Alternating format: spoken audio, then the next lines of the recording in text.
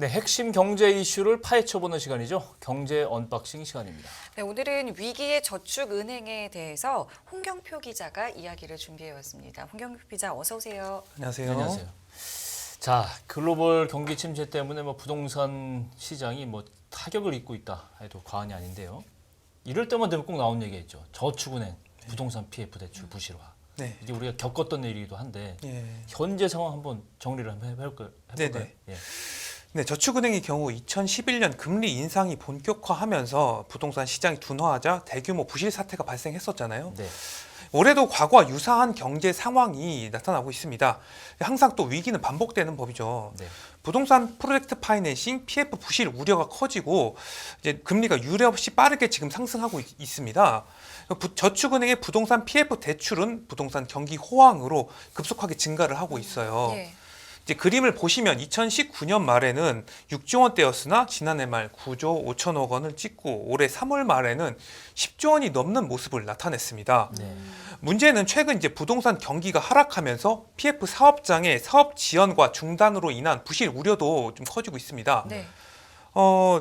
급속도의 금리 인상과 레고랜드, 흥국생명 사태 등으로 돈줄이 막히는 돈맥 경화 상황까지 벌어지면서 PF뿐만 아니라 금융시장 전반에서 유동성 발작이 발생하고 저축은행도 이제 우려가 많이 커지고 있어요. 단군 이래 최대 재건축 사업인 둔촌주공 분양 사업도 청약 1순위 마감이 불발됐고요. 시장 기대치에 미치지 못하는 모습을 나타냈습니다. 네. 또 서울 아파트 청약 1순위 경쟁률도 1년 만에 이제 163대 1에서 9대 1 수준까지 떨어졌어요. 예. 이제 부동산 시장이 빠르게 얼어붙고 있는 것이죠. 네. 과거 저축은행의 전례가 있기 때문에 금융 당국도 이제 저축은행에 대한 리스크를 주시하고 있습니다. 금융감독원이 조사한 결과 공정률과 분양률 등이 저조한 요주의 사업장에 대한 대출 규모는 2조 2천억 원에 달했어요. 네. 근데 이제 저축은행이 건전성 분류를 이제 정상으로 해놓은 자체적으로 네. 정상으로 해놓은 대출 규모가 1조 3천억 원인데요. 거의 한 1조 넘게는 부실을 해야 될 우려가 있다 이렇게 얘기했네요. 예.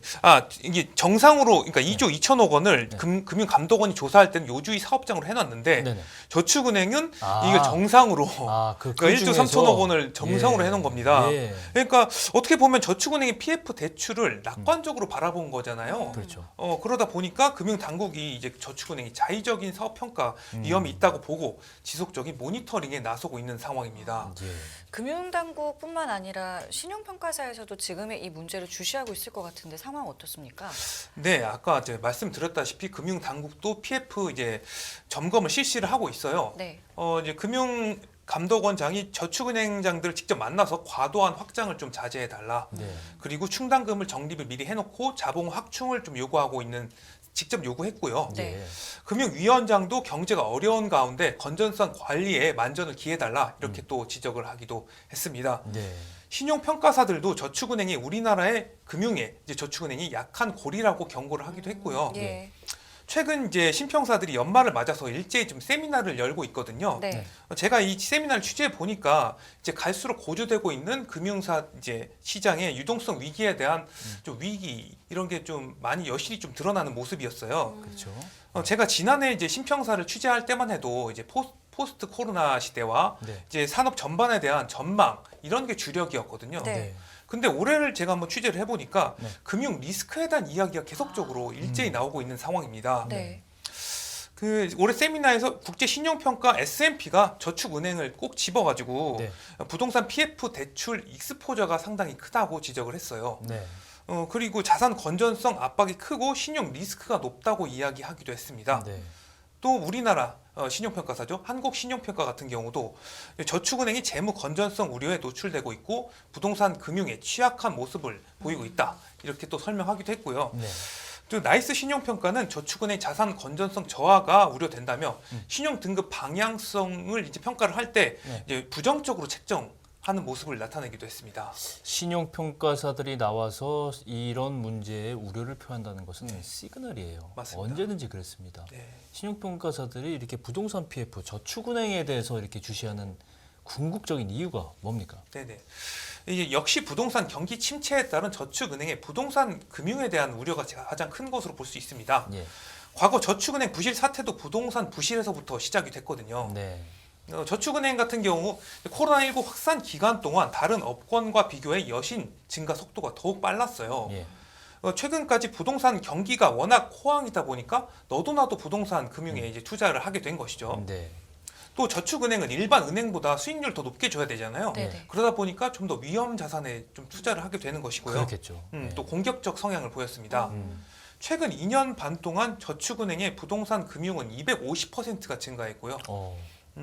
그러다 보니 부동산 둔화 리스크에 좀 많이 취하게 해줬고요. 그렇죠. 저축은행의 부동산 금융이 이제 한마디로 양과 질 둘 다 이제 문제가 되는 상황입니다. 지속적으로 늘어나는 데다가 네. 더 이제 리스크가 높은 자산에 투자하다 보니까 질도 취약해진 것이고요. 부실화될 우려가 높은 자산에 투자를 하게 되고. 예, 맞습니다. 그렇죠. 네. 그래서 만약에 금융 위기가 시작한다면 저축은행에서부터 시작할 것이다. 저축은행을 들여다봐야 된다. 이런 이야기가 시장에서 지금 많이 듣고 있어요. 예. 네. 또 저축은행 같은 경우는 부동산 사업 규모가 100억 원에서 500억 원 사이인 소규모 사업장 위주로 구성이 되고 있습니다. 이제 그림을 보시면 아파트 외에도 상가나 오피스텔 등 상업용 업무 시설 비중이 다른 업권에 비해 상당히 높아요. 네. 이게 어떤 의미냐면은 경기에 상당히 좀 취약하다는 의미인 것이죠. 그렇죠. 네네. 이제 회색선을 보시면 업권 중 저축은행의 아파트를 제외한 네. PF 비중이 84%에 달합니다. 그러네요. 또 소형 건설사 위주로 또 투자가 구성돼서 시공사 리스크도 크고요. 네. 최근에 또 시공사 건설사들이 무너지는 모습도 보였었잖아요. 최근에 네네. 그렇죠. 중소형 건설사가 부도가 나고 예. 자본 대비 부동산 금융 비중이 높다는 것도 좀 위험 중에 하나입니다. 저 그림을 잠깐 다시 한번 보여주십시오. 저기 보면은 은행이라든가 제1금융권은 아파트에 투자하기 많은 아파트는 안전하다는 얘기잖아요. 네. 아파트 PF는 그죠? 예, 그렇죠. 근데 이제 저축은행은 위험하지만 수익률이 높은 상업용 시설에 더 많이 투자하는 걸 보여주고 있어요. 네네. 그럼 경기에는 경기 불황이 오면 예. 당연히 아파트보다도 훨씬 더 상업용 시설이 위험해진다. 맞습니다. 이렇게 생각을 할 수 정리가 되는 거죠. 네. 네. 어떻게 보면은 좀 더 위험한 곳에 네. 여신을 많이 준 것이라고 볼 수 있습니다. 네. 그래서 위기에 좀 취약하다고 지적이 많이 나오는 것이고요. 이제 그 그림을 보시면 또 저축은행의 부동산 금융 비중은 부동산 PF 경고 등이 켜진 증권 업계에 비해서도 높아요. 어. 예, 여전사 등 카드사와 유사한 수준입니다. 예. 또 저축은행의 PF 후분양 비중이 65%에 달해 분양 실적에 따른 회수 기간이 장기화될 수 있어요. 만약에 분양이 안 되면. 미분양돼서 늘어지고 그러면 네. 대금회수가 늦어지는 거네요. 예, 맞습니다. 다시 말해서 흔히 말해 물릴 수 있는 위험이 상당히 그렇겠죠. 커지게 되는 것이죠. 근데 지금 문제는 이 부동산 PF뿐만 아니라 잠깐 언급을 해주셨습니다만 이 브릿지론 이것도 상당히 좀 문제라고요. 네, 맞습니다. 이제 브릿지론이 약간 생소하시는 분들도 네네. 있을 수 있는데요. 네. 이제 그림을 보시면 브릿지론 같은 경우는 토지 담보부 대출이고요. 네. PF 본공사에 들어가기 전에 그 앞에 그림 보시면 앞에 토지 매입과 인허가, 시공사 보증 등 사업 초기 자금을 대는 것입니다. 네. 그러니까 본 PF 공사를 이어주는 역할을 해서 다리, 일명 브릿지라고 불리는 것이고요. 네. 본격적인 이제 사업 전에 대출을 해줄 만큼 사업이 착공되고 분양이 되어야지 대출 원금과 이자를 돌려받을 수 있게 되는 것이죠. 네. 하지만 이제 부동산 경기가 안 좋잖아요. 네. 그러다 보니 사업 진척이 잘 안 되면 그대로 자금이 묶여버리기 때문에 부동산 개발 단계 중 가장 위험하다고 평가를 받고 있습니다. 네. 네, 증권사들이 이제 부동산 PF에 대규모로 나서면서 네. 저축은행들이 상대적으로 브릿지론에 좀 눈을 많이 돌리기 시작을 했어요. 예. 현재는 저축은행의 부동산 금융증 브릿지론의 비중이 절반에 달하고요. 네. 이 부동산 사업이 어려워지면서 실제로 브릿지론이 본 PF 전환이 약간 어려워지는 상황도 이제 벌어지고 있습니다. 네. 이 모아 저축은행의 경우 올해 상반기 만기가 연장된 네. 이제 브릿지론 잔액이 한 20% 가량 되고요. 네. JT저축은행도 만기 연장 잔액이 한 16%에 달하는 모습입니다. 예. 시장에서는 기존 만기보다 6개월 또는 1년 연장이 된 것으로 보고 있어요. 네. 그만큼 이제 사업이 늦어졌다고 보는 것이죠. 네. 그렇죠. 이제 브릿지론 리스크가 커지자 내년에는 브릿지론 금리가 20%를 넘어설 것이다. 네. 그러니까 금리가 높아진다는 건 상당히 위험성이 커진다는 네네. 걸로 받아들일 수 있잖아요. 네. 예. 예. 건설사들은 최근 또 원자재 가격 상승 등으로 예. 건설 비용이 예상보다 늘면서 건설 예. 사업에 이제 부담이 커지게 되고요. 예. 부동산 가격이 떨어질 것으로 예상이 되면서 분양률도 낮아지고 있어서 위기 의식이 상당히 팽배해지는 상황입니다.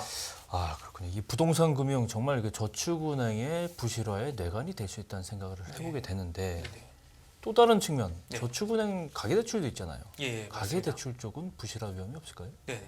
그 저축은행의 경우 이제 기업 대출뿐만 아니라 가계 대출도 상당히 많이 하고 있어요. 예. 당연히 지금 최근에는 뭐 기업뿐만 아니라 개인도 어렵잖아요. 네. 그 경기 침체 여파를 그대로 받고 있는 상황입니다. 예. 네. 이에 저축은행의 가계 대출도 부실화 가능성이 커졌어요. 당연히 저축은행이 제1금융권이 아니기 때문에 더 네. 리스크가 더 클 수밖에 없겠죠. 그렇죠. 네. 아무래도 신용 등급이 낮은 네, 맞습니다. 사람들이 이용을 많이 하고 네네. 그만큼 또 높은 이자를 지급하게 되고 예, 예. 하니까죠.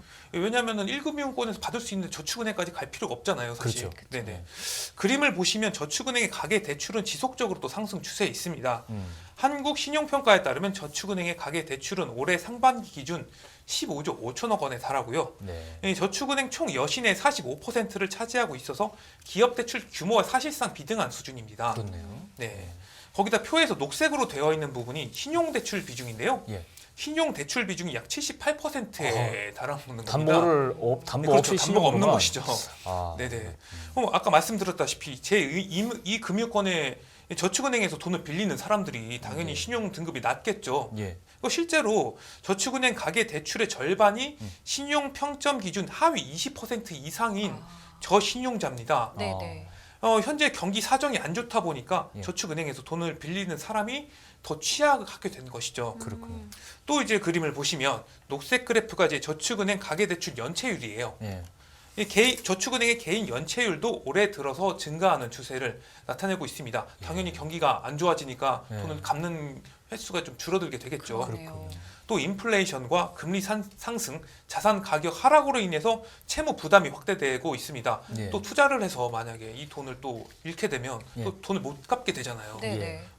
근데 이제 자산 가격이 하락하게 되다 보니까 예. 또 연체율이 늘어나는 모습을 또 보이고 있고요. 네. 가계대출 연체율이 계속 오를 것으로 예상이 되고 있어요. 예. 그러면 가계대출 부실이 현실화하면 그 저축은행의 손실이 또 커지게 되겠죠. 그렇죠. 그 돈을 쌓아야 되니까. 예. 부동산 금융과 함께 이 가계대출도 이제 저축은행을 짓누르는 요소가 될 것으로 예상이 되고 있습니다. 그렇다면은 저희가 이야기 중에 나왔던 2011년 저축은행 사태 때는 어땠는지 지금이랑 비교했을 때는 좀 뭐가 다른지도 궁금한데요. 네네. 이 저축은행 사태도 지금 2011년이죠. 지금과 상당히 유사한 수준입니다. 이 상황이 되게 비슷해요. 당시 저축은행도 2000년대 중반 이후 부동산 시장 호황에 편승해서 PF 대출을 대폭 확대를 했어요. 그때도 그랬군요. 예, 뭐 기억나시는지 예. 모르겠지만 이제 이러한 고위험 자산에 대한 공격적 투자가 대형 저축은행을 이제 중심으로 이루어졌고요. 예. 하지만 당연히 항상 경기가 좋을 수는 없잖아요. 예. 2007년 서브프라임 모기지 사태로 인해서 예. 이제 금융 위기가 이제 발생을 했고요. 네. 또 이제 부동산 침체가 또 발생했습니다. 지금과 상당히 비슷하죠. 네. 그 PF 대출이 부실화하면서 2011년 이후 저축은행 업계에 대규모 구조조정이 또 발생을 했어요. 맞습니다. 이제 그림 표를 보시면은 이제 2011년부터 2014년까지 무려 30여 개의 저축은행이 도미노처럼 무너졌어요. 아. 저도 네. 이 표를 찾아보면서 예. 어떻게 이게 저축은행이 30개가 이게 맞습니다. 무너졌는데 네. 우리나라 경제가 무사할 수 있냐 이런 수준이었고요. 네. 다른 금융 그룹들의 망한 저축은행들이 음. 이제 인수가 또 됐습니다. 맞습니다. 당시에도 이제 부동산에 저축은행이 대규모 자금을 투입했고요. 예. 이제 앞에서 이야기했던 위험성이 높은 부동산 브릿지론 이때도 브릿지론이 문제였습니다. 이제 한국은행이 기준금리를 올리다 보니까 또 브릿지론에 또 문제가 발생을 하고 그러다 보니까 이제 또 터진 것이죠. 예. 이제 그때 브릿지론 비중이 2010년 68.5%에 달했어요. 68.5. 네, 어, 2010년. 예. 지금은 절반 가량이죠. 또 예. 예. 사업성 평가 없이 시공사의 지급 보증 등에만 의존해서 브릿지론이 수행이 됐어요. 예. 뭐 또 여신 심사 능력이 또 미흡하고 리스크 관리가 비체계적이어서 네. 이제 대규모 여신에도 거리낌이 없었습니다. 예. 이제 한마디로 부동산 파티가 일어나는 속에서 이제 네. 묻지도 따지지도 않고 돈 돈 되는 막 돈 되는 빌려주는 거죠. 그렇죠. 예. 돈 되는 곳에는 투자를 하다 보니까 한 방에 이제 훅 가는 모습을 보였고요. 예. 또 이제 일부 저축은행 같은 경우는 대주주와 경영진의 뭐 사익 추구를 위한 사금고가 되기도 해서 도덕적 해이도 심각한 수준에 달했습니다. 그때 사회부 기사가 네. 그 기사들이 엄청 났었어요. 맞습니다. 예, 말도 안 되는 기사들이 막 나오고 네네. 뭐 대주주들, 소유주들의 그 횡령 네. 이런 것들이 판을 쳤었죠. 네, 뭐 슈퍼카 사고 뭐 맞아요.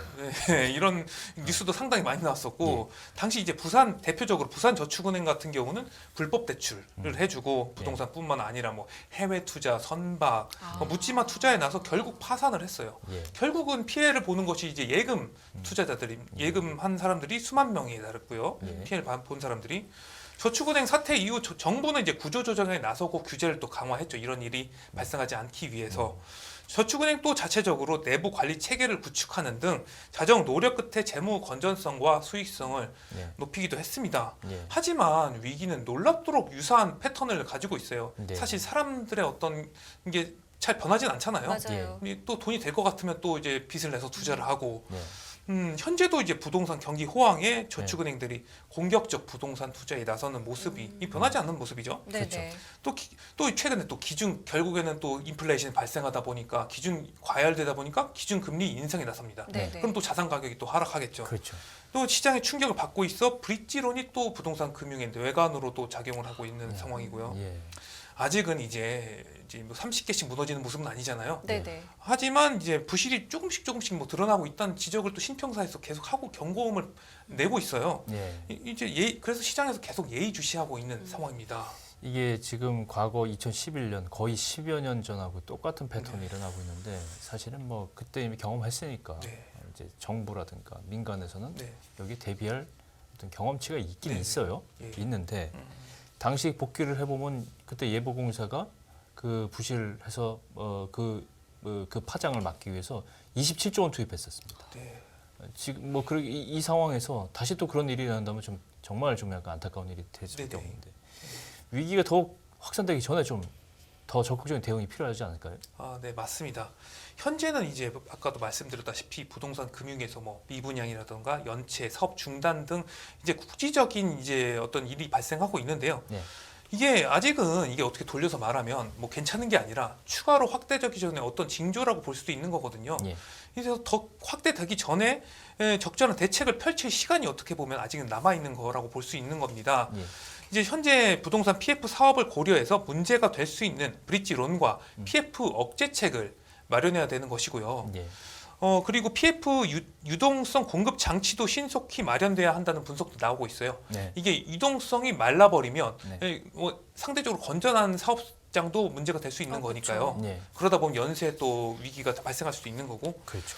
그래서 현재 정부에서 50조 원의 유동성 공급 방안을 내놓았는데 여전히 부족하다는 지적이 또 나옵니다. 아하. 예, 왜냐하면 아까 말씀드렸다시피 27조 원 그 당시에는 엄청난 금액이었잖아요. 공적적인 그거에 27조 비교해보면 원. 경제 규모는 성장했는데 그렇죠. 그렇죠. 50조 원이란 금액이 상대적으로 작을 수도 있다는 맞아요. 분석이 또 시장에서 나오고 있고요. 예.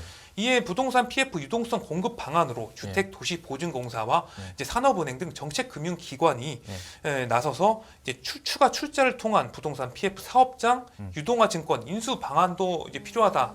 뭐 이런 지적도 나오는데 이게 도덕적 해이 문제가 있을 수 있습니다. 당연하죠. 예. 예. 사고는 누가 쳐놓고 그렇죠. 누가 수습을 하는 겁니까? 어떤 돈으로? 네, 예. 그래서 철저한 어떤 그 도덕적 해이 방지 방안이라던가 예. 검증을 그러니까 건전한 사업장에 좀 이제 이런 어떤 그 인수나 이런 방안을 좀 적용을 해야 될 것 같고요. 네. 이제 건설 공제조합 등 건설 관련 민간 금융기관 중심으로 건설사 긴급 유동성 지원 펀드들이 네. 필요하다는 지적도 나오고 있습니다.